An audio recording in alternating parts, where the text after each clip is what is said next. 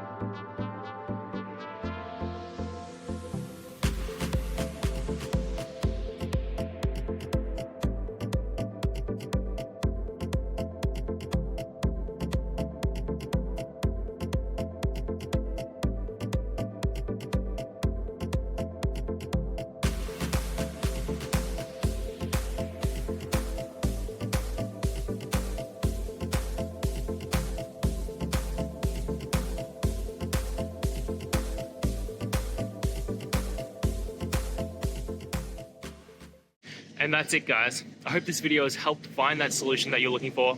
And if it did, please hit the subscribe button. I'd really appreciate it. Now, until the next time that you need technical help, I hope you have a good one.